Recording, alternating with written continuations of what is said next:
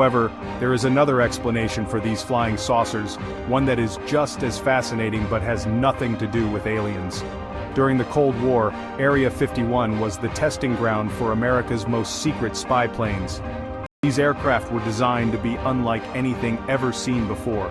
They had strange shapes, could fly higher and faster than any other plane, and were built with materials that could reflect sunlight in unusual ways. When people on the ground saw these top-secret prototypes streaking across the sky at dusk, their unfamiliar shapes and incredible performance could easily be mistaken for something out of this world.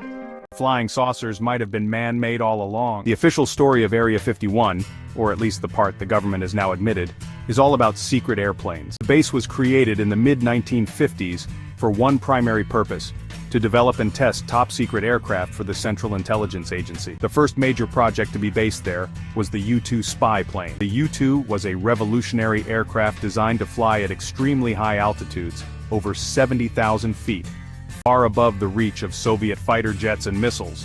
From this height, it could take detailed photographs of military sites deep inside enemy territory. Its long, glider-like wings and unusual appearance made it look very strange to anyone who saw it. When the U-2 began its test flights over Nevada, it was responsible for a huge number of UFO reports. Commercial airline pilots, flying much lower at around 20,000 feet, would see the silver U-2 high above them, reflecting the sun. To them, it looked like a fiery object hovering in the sky. They had no idea that a plane could fly that high, so they reported it as a UFO. The Air Force, knowing it was the secret U-2, had to come up with cover stories to protect the project. They would explain the sightings as weather phenomena, creating a pattern of secrecy that fueled public suspicion and, well, inadvertently, helped build the myth of Area 51. After the U-2 came an even more incredible aircraft, the A-12, which would later evolve into the famous SR-71 Blackbird.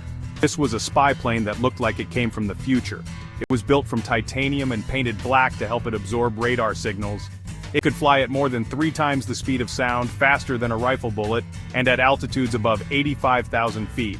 Its strange, flat shape and mind-boggling speed would have been unbelievable to anyone who caught a glimpse of it. These test flights generated another wave of UFO reports around Area 51. Secrecy surrounding the A-12 and SR-71 programs was absolute. The existence of these planes was one of the biggest secrets of the Cold War.